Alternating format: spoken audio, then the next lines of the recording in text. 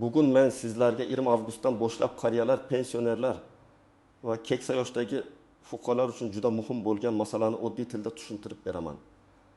Gap prezident tomonidan belgilangan 1,5 million so'mlik yordam. Uni kim olishi mumkinligi, eng asosiysi esa bu pulni nimaga sarflash mumkinligi haqida ketadi. Bu ma'lumotni bilmaslik odamni navbatlarda ovora qiladi. Noto'g'ri hujjat topshirishga olib keladi yoki ayrim hollarda haqqingiz bo'lgan yordamdan bexabar qolishingizga sabab bo'ladi. Shuning uchun videoni oxirigacha ko'ring, hoziroq kanalga obuna bo'ling va like bosib qo'ying. Chunki bu mavzu faqat bitta oilaga emas, deyarli har bir xonadonga aloqadordir. Avvallari ko'pchilik keksa fuqarolar yordam masalasida aniq tushunchaga ega emas edi. Kimdir mahallaga borsam bo'ladimi deb o'ylardi. Kimdir pensioner bo'lsam avtomatik berishadi deb kutardi. Yana kimdir bu pul faqat nogironligi borlarga beriladi deb umuman murojaat qilmasdi. Natijada bir joyda odamlar hujjat yig'ib yurardi. Boshqa joyda esa yordam aslida kimga mo'ljallanganini tushunmasdan asossiz umid bilan kutib qolardi. Endi esa eng muhim o'zgarish shundaki, 1 avgustdan boshlab keksa yoshdagi fuqarolarga ajratiladigan 5 million so'mlik mablag' bo'yicha tartibga ko'proq aniqlik kiritilmoqda. Bu pulning maqsadi shunchaki qo'lga berib yuboriladigan sovg'a emas, balki qariyaning real ehtiyojini yengillashtirish, sog'lig'i, parvarishi, kundalik hayoti yoki ijtimoiy qo'llab-quvvatlanishi bilan bog'liq zarur xarajatlarni qoplashdir. Men bu yerda juda muhim narsani alohida aytaman.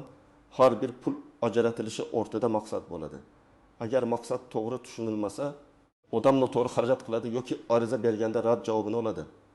Ko'pchilik prezidentning 1,5 millionni nimaga sarflash mumkin degan savolni aynan shuning uchun bermoqda. Chunki odamlar bu mablag'ni oziq-ovqatga ishlatadimi? Darmonga ishlatadimi? Kommunal to'lovga ishlatadimi? Uy ta'miriga ishlatadimi yoki farzandlariga berib yuborsa bo'ladimi degan savollar bilan qiynalmoqda. Men bugun masalani bosqichma-bosqich tushuntiraman. Kimlar e'tiborli bo'lishi kerak? Kimlar asossiz xavotir qilmasligi kerak? Qanday hujjatlar kerak bo'lishi mumkin? Qaysi xatolar eng ko'p uchraydi va amalda nima qilish lozim? Avvallari qariyalarga beriladigan ijtimoiy yordamlar ko'pincha turli dasturlar orqali amalga oshirilardi. Masalan, Saxovat va ko'mak jamg'armasi orqali yordam berilishi, mahalla tavsiyasi bilan bir martalik moddiy yordam ajratilishi, yolg'iz keksalarga oziq-ovqat mahsulotlari yetkazilishi yoki tibbiy yordam bilan bog'liq xarajatlar qoplanishi mumkin edi. Lekin bu jarayonlar hamma joyda bir xil tushuntirilmagani uchun oddiy odam ko'pcha qayerga murojaat qilishni bilmasdi. Bitta misol olaylik. 72 yoshli ota pensiya oladi, lekin pensiyasi 1 million 2 ming so'm atrofida. U doriga oyiga 400 ming so'm, kommunal to'lovlarga 2 ming so'm, oziq-ovqatga kamida 700 ming so'm sarflaydi. Agar u yolg'iz yashasa, farzandlari yordam bera olmasa yoki doimiy davolanishga muhtoj bo'lsa, uning holati albatta o'rganilishi kerak. Avval bunday odam mahallaga borib, yordam kerak deb og'zaga aytardi. Ba'zan unga ariza yozdirishardi, ba'zan ro'yxat to'lgani aytilardi, ba'zan esa tibbiy hujjat olib kelishi so'ralardi. Odam esa nima uchun aynan shu hujjat kerakligini tushunmasdi. Hozirgi tartibning eng muhim tomoni shundaki, yordam ehtiyoj asosida ko'riladi. Ya'ni odamning yoshi bir omil, lekin yagona omil emas. Keksaning oilaviy ahvoli, sog'ligi, daromadi, yolg'iz yashashi yoki qarovchisi bor yo'qligi, nogironlik holati, dori-darmon ehtiyoji, uy sharoiti va ijtimoiy himoyaga muhtojligi ham hisobga olinadi. Men buni ochiq aytaman. Men pensionerman, demak menga avtomatik bir 5 million so'm beriladi degan fikr har doim ham to'g'ri emas. Lekin men pensiya olaman, shuning uchun yordam so'rashga haqqim yo'q degan fikr ham noto'g'ri. Asosiy mezon ehtiyoj va uni tasdiqlovchi holatlardir. Endi eng asosiy savolga kelamiz. 1 million so'mni nimaga sarflash mumkin? Men buni oddiy qilib tushuntiraman. Agar mablag' keksa fuqaroning ehtiyojini qoplash uchun ajratilayotgan bo'lsa, u birinchi navbatda sog'liq, tibbiy ko'rik parvarish vositalari, oziq-ovqat, zarur kundalik xarajatlar, issiqlik, elektr, gaz, suv kabi hayotiy ehtiyojlarga yo'naltirilishi kerak. Masalan, bir onaxonning qon bosimi yuqori, qand kasalligi bor, ko'ziga dori tomizadi, oyog'i og'rigani uchun maxsus malham ishlatadi. Uning bir oylik dorisi 600 ming so'mga tushadi. Bunday holatda 21 million so'm yordam ajratilsa, bu mablag'ning katta qismi dorixonadan zarur dorilarni olishga sarflanishi mantiqan to'g'ri bo'ladi. Agar onaxon shifokor ko'rigidan o'tishi tahlil topshirishi yoki qon bosimini o'lchaydigan apparat olishi kerak bo'lsa, bu ham ehtiyojga mos xarajat hisoblanadi. Yana bir misol. Dekimasi yoshli ota qishloqda yashaydi. Pensiyasi bor, lekin uyda isitish tizimi yaxshi emas. Gaz baloni olishga yoki ko'mir tayyorlashga qiynaladi. Agar yordam mablag'i berilsa, uni qish mavsumiga tayyorgarlik, ya'ni ko'mir, o'tin, gaz, isitish uchun zarur mayda jihozlar yoki elektr isitish kabi ehtiyojlarga sarflash mumkin bo'lishi mumkin. Lekin bu yerda ehtiyot bo'lish kerak. Har qanday xarajatni keyin tushuntirib bera olish kerak. Pulni oldim, nima qilganimni bilmayman degan holat keyingi yordam masalasida muammo tug'diradi. Oziq-ovqat ham eng muhim yo'nalishlardan biri. Chunki keksa odamlar ko'pincha dori ichadi. Dori esa och qo'ringa ichilmaydi. Yaxshi ovqatlanish bo'lmasa kasallik kuchayadi, bosim o'ynaydi, qand ko'tariladi, immunitet pasayadi. Shuning uchun un, yog', guruch, go'sht, sut mahsulotlari, tuxum, sabzavot, meva kabi kundalik oziq-ovqat mahsulotlari xarid qilish ham asosli ehtiyoj hisoblanadi. Lekin men bu yerda bir narsani alohida ta'kidlayman. Bu pulni dabdabali to'yga, keraksiz sovg'aga, qarindoshlarning xarajatiga yoki boshqa shaxsning ehtiyojiga ishlatish tavsiya etilmaydi. Mablag' qariya uchun ajratilgan bo'lsa, u qariyaning o'z ehtiyojiga xizmat qilishi kerak. Birinchi navbatda yolg'iz yashaydigan qariyalar e'tibori bo'lishi kerak. Yolg'iz qariya deganda faqat uyda bir o'zi o'tirgan odam tushunilmaydi. Ba'zan farzandlari bor, lekin boshqa viloyatda yoki chet elda bo'ladi. Ba'zan farzandlari bor, lekin moddiy yordam berishga imkoniyati yo'q. Ba'zan qariya kelini nabirasi bilan yashaydi, lekin amalda uning dori darmoniga hech kim yetarli mablag' ajrata olmaydi. Mana shunday holatlar mahalla tomonidan o'rganilishi kerak. Ikkinchi guruh bu doimiy davolanishga muhtoj keksalar. Masalan, yurak kasalligi, qandli diabet, qon bosimi, insultdan keyingi holat, bo'g'im kasalliklari, ko'rish yoki eshitish bilan bog'liq muammolar, onkologik kasalliklar, buyrak yoki jigar kasalliklari bo'lsa, xarajat odatda bir martalik emas, doimiy bo'ladi. Men amaliyotda ko'p ko'raman, odam pensiya oladi. Lekin pensiyasining yarmi doriga ketadi. Qog'ozda u daromadli ko'rinadi, hayotda esa qo'lida pul qolmaydi. Shuning uchun ariza berayotganda faqat pensiyam kam deb yozish emas, falon kasallik bo'yicha doimiy dori olaman, oyiga taxminan falon so'm sarflayman deb aniq ko'rsatish kerak. Uchinchi guruh nogironligi bo'lgan yoki harakatlanishi qiyin keksalar. Bunday odamga oddiy dori yetarli bo'lmasligi mumkin. Unga hassalar, nogironlik aravachasi, maxsus poyabzal, taglik, gigiyena vositalari, uy ichida tutqich o'rnatish, yotoq holatida parvarish vositalari kerak bo'lishi mumkin. Agar yig'ida 1 million so'm shunday ehtiyojga yo'naltirilsa, bu juda asosli bo'ladi. Chunki maqsad keksaning hayot sifatini yaxshilash va uni xavfsizroq sharoitda yashashiga yordam berishdir. 4-guruh ham ta'minlangan oilada yashaydigan qariyalar. Bu yerda muhim nozik jihat bor. Qariya farzandi bilan yashasa, ba'zi odamlar demak yordam berilmaydi deb o'ylaydi. Har doim ham bunday emas. Agar oila daromadi past bo'lsa, uyda kasal bolalar bo'lsa, qarzdorlik bo'lsa, ish bilan bandlik muammosi bo'lsa, qariyaning ehtiyoji baribir o'rganilishi mumkin. Lekin oilaning umumiy holati ham hisobga olinadi. Shuning uchun hujjatlarda ham, tushuntirishda ham vaziyatni aniq ko'rsatish kerak. Agar qariya yaxshi pensiya olsa, qo'shimcha daromadi bo'lsa, farzandlari muntazam yordam bersa, dori-darmon xarajati katta bo'lmasa va kundalik ehtiyojlarini bemalol qo'polay olsa, u holda 5 million so'mlik yordam bo'yicha haddan tashqari xavotirga tushish shart emas. Chunki ijtimoiy yordamning mazmuni birinchi navbatda muhtoj odamga yetib borishidir.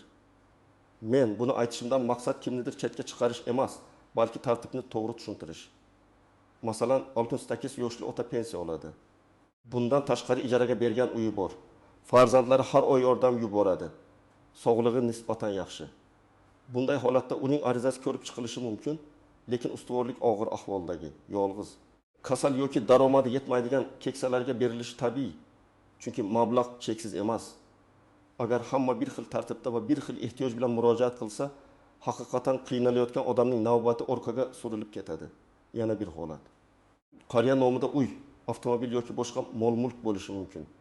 Bu avtomatik rad javobi degani emas, lekin o'rganish vaqtida savol tug'ilishi mumkin. Masalan, qariya nomida eski mashina bor, lekin u yurmaydi yoki farzandi foydalanadi. Buni tushuntirish kerak bo'ladi. Yoki qariya nomida uy bor, lekin u uyda o'zi yashaydi va uni sotib yuborish real yechim emas. Demak, mulk borligi bilan real pul borligi bir xil narsa emas. Shu sababli har bir holat alohida ko'riladi. Eng katta xato bu mishmishlarga ishonish. Kimdir hamma qariyaga berilar ekan deydi.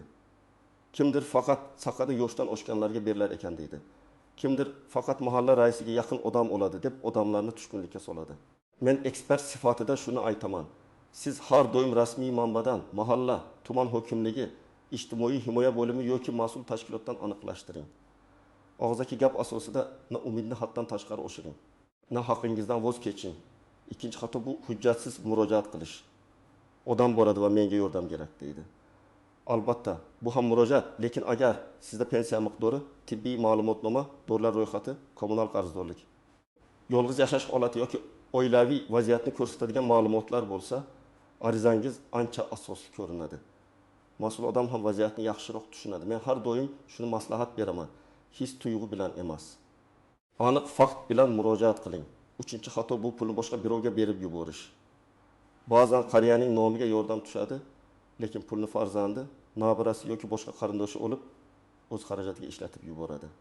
Bu juda noto'g'ri. Agar mablag' qariyaning ehtiyoji uchun ajratilgan bo'lsa, u qariyaning dori-darmoni, oziq-ovqati, parvarishi yoki boshqa zarur ehtiyojiga sarflanishi kerak. Aks holda qariya yana muhtoj holatda qoladi. Keyingi safar esa oldin yordam olgan, lekin ahvoli o'zgarmagan degan savol paydo bo'ladi. To'rtinchi nozik jihat bu naqd pul va maqsadli yordam masalasi.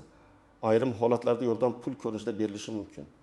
Ayrim holatlarda esa mahsulot, xizmat yoki to'lovni qoplash shaklida amalga oshirilishi mumkin. Masalan, dorixona xarajati qoplanishi, oziq-ovqat to'plami berilishi. Kommunal qarzdorlikning bir qismi yopilishi yoki zarur jihoz olib berilishi mumkin.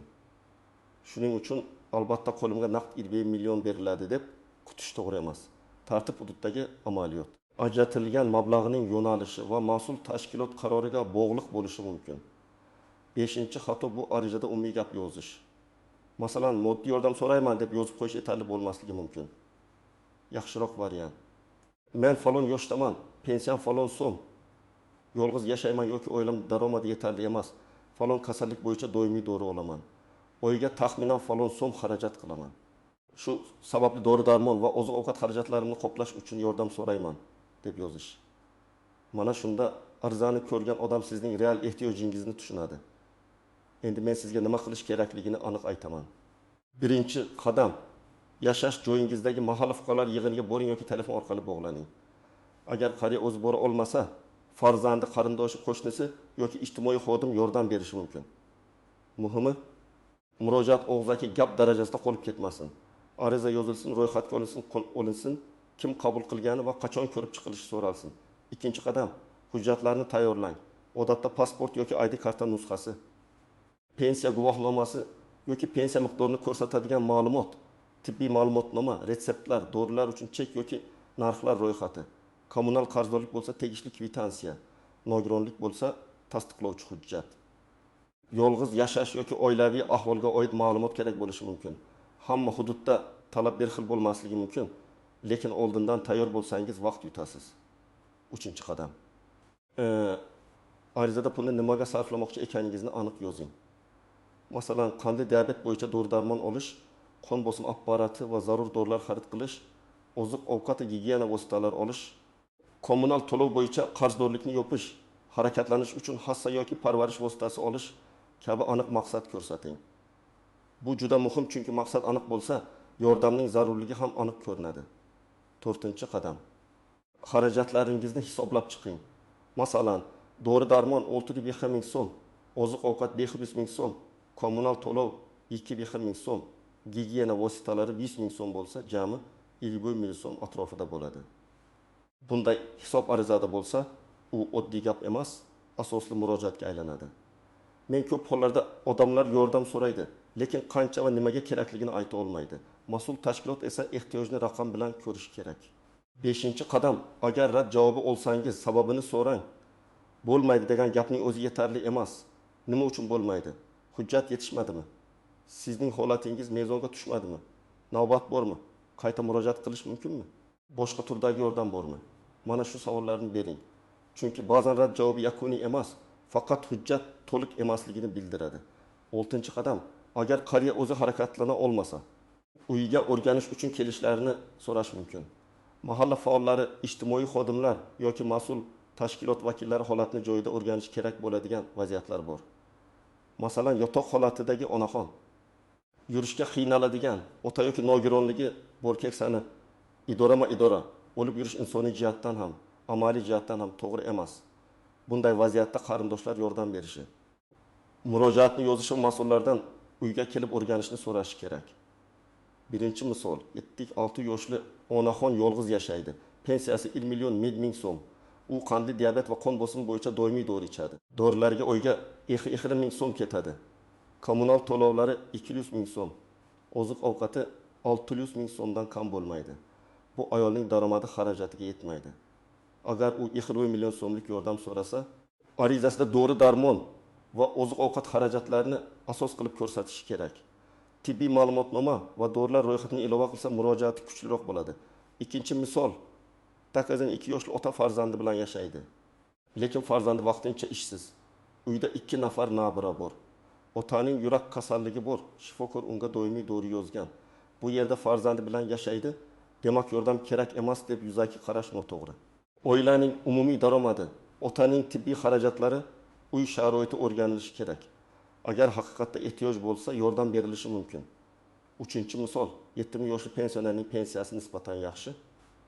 Farzandlari doimiy yordam beradi. Sog'lig'i yaxshi, uyda sharoiti bor. U ham mahallaga borib 20 million so'm so'rashi mumkin, lekin ehtiyoj darajasi past bo'lsa, birinchi navbatda og'irroq holatdagi qariyalarga yordam ajratilishi tabiiy. Bu adolat mezoni bilan bog'liq. Ijtimoiy yordamning maqsadi hammaga teng pul tarqatish emas, eng muhtoj odamni ko'tarishdir. 4-misol. Yotoq holatidagi onaxonga taglik, nam, salfetka, dori, maxsus ovqat, ba'zan hamshira xizmati kerak. Bir oyda bu xarajat 20 million so'mdan ham oshib ketishi mumkin. Bunday holatda yordamni nafaqat so'rash. Balki muntazam ijtimoiy xizmat masalasini ham ko'tarish kerak. Chunki bir martalik pul vaqtincha yengillik beradi. Lekin parvarish doimiy bo'lsa, boshqa qo'llab-quvvatlash turlari ham zarur bo'ladi. Men maslahat beraman. Agar yordam olsangiz, xaridlaringizni iloji boricha tartibli qiling. Dorixona cheki, oziq ovqat cheki, kommunal to'lov kvitansiyasi kabi hujjatlarni saqlab qo'ying. Bu ham o'zingiz uchun, ham keyingi murojaatlar uchun foydali. Kimdir kelib tekshiradi deb qo'rqitish maqsadida aytmayapman. Gap shundaki, siz yordamni haqiqatan to'g'ri va zarur narsalarga ishlatdim deb ko'rsata olsangiz, sizning holatingiz yanada tushunarli bo'ladi. Mablag'ni qarz berishga, boshqa birovning kreditini yopishga, telefon olib berishga, to'y yoki marosim xarajatiga keraksiz maishiy buyumga sarflashdan ehtiyot bo'ling. Albatta, hayotda har xil vaziyat bo'ladi, lekin ijtimoiy yordamning ruhi bitta. U keksaning sog'lig'i va kundalik hayotini yengillashtirish uchun. Agar qariya dorisiz qolib, pul boshqa narsaga ketib qolsa, yordamning ma'nosi yo'qoladi. Agar mablag' bank kartasiga tushsa, kartani boshqa odamga berib qo'ymang. PIN kodni hech kimga aytmang. Qariyalar ko'pincha ishonuvchan bo'ladi. Ba'zan qarindoshlar ham men olib beraman deb kartani olib qo'yadi. Yordam berish boshqa, pulni nazoratga olib qo'yish boshqa. Agar qariya o'zi xarid qila olmasa, ishonchli odam bilan birga xarid qiling. Lekin pul qayerga ketayotganini qariyaning o'zi yoki uning qonuniy vakili bilsin. Yana bir muhim masala. Agar sizga 50 million chiqarib beraman, evaziga falon so'm berasiz desa, bunday taklifdan darhol ehtiyot bo'ling. Davlat yordam pora yoki vositachilik orqali olinadigan narsa emas. Hech kim sizdan yordam rasmiylashtirish uchun pul talab qilmasligi kerak. Agar shunday holat bo'lsa, mahalla rahbariyati, tuman hokimligi, ijtimoiy himoya organlari yoki tegishli ishonch telefonlariga murojaat qilish kerak. Eng birinchi manzil bu mahalla. Chunki mahalla odamning real yashash sharoitini eng yaqin biladigan tuzilma. Ikkinchi manzil tuman yoki shahar ijtimoiy himoya bo'limi. Uchinchi manzil pensiya bilan bog'liq savollar bo'lsa, pensiya jamg'armasi bo'limi. Agar tibbiy ehtiyoj asosiy bo'lsa, oilaviy poliklinika, mahalla shifokori yoki davolovchi shifokordan ma'lumotnoma olish kerak. Agar nogironlik bilan bog'liq masala bo'lsa, tegishli tibbiy ijtimoiy ekspertiza hujjatlari ham ahamiyatli bo'ladi. Ariza yozishda juda murakkab so'zlar shart emas. Oddiy, tushunarli, aniq yozing. Men tavsiya qiladigan mazmun shunday: men falon yoshdaman, pensiya olaman. Sog'lig'im sababli doimiy dori-darmon xarajatlarim bor. Oilaviy va moddiy ahvolim sababli ushbu xarajatlarni qoplashga qiynalayapman. dori-darmon, oziq-ovqat va zarur kundalik ehtiyojlarim uchun moddiy yordam ajratishingizni so'rayman. Keyin pastiga sana imzo, telefon raqami yoziladi. Agar ilova hujjatlar bo'lsa, ularni ham sanab qo'yish mumkin.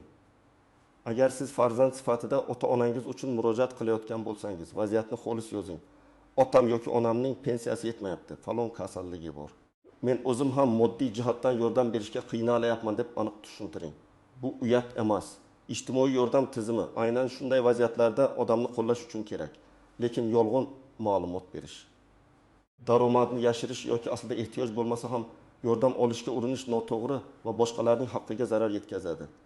Demak, eng avgustdan boshlab muhokama qilinayotgan 50 million so'mlik yordam masalasida eng muhim narsa shuki, bu mablag' qariyaning real ehtiyojiga xizmat qilishi kerak. Uni dori-darmon, tibbiy ko'rik, oziq-ovqat, gigiyena vositalari, kommunal to'lovlar, parvarish buyumlari va hayot uchun zarur xarajatlarga yo'naltirish eng to'g'ri yo'l bo'ladi. Hamma pensioner avtomatik bo'ladi deb o'ylash ham noto'g'ri. Pensiya olaman deb yordam so'rashdan butunlay voz kechish ham noto'g'ri. Har bir holatda ehtiyoj, hujjat va mahalla o'rganish muhim. Men sizga maslahat beraman. Agar oilangizda keksa ota-onangiz, bu bobongiz yoki yolg'iz yashaydigan qarindoshingiz bo'lsa, bugunoq ularning ahvolini so'rang. Dorilar yetyaptimi? Pensiyasi xarajatiga yetyaptimi? Kommunal qarzi bormi? Uyda oziq-ovqat bormi? Parvarishga ehtiyoji bormi? Shuni aniqlang. Keyin mahallaga murojaat qiling, hujjatlarni tayyorlang va arizada mablag' nimaga kerakligini aniq yozing. To'g'ri murojaat qilsangiz, masala tezroq va aniqroq ko'riladi. Sizningcha 5 million so'mlik yordam qariyalar uchun eng avvalo nimaga sarflanish kerak? Dori-darmongami, oziq-ovqatgami, kommunal to'lovlargami yoki parvarish vositalarigami? Fikringizni izohlarda yozib qoldiring. Agar bu ma'lumot sizga foydali bo'lgan bo'lsa, videoga like bosing, kanalga obuna bo'ling va yaqinlaringizga ham yuboring. Chunki bitta to'g'ri ma'lumot bir qariyaning hayotini ancha yengillashtirishi mumkin.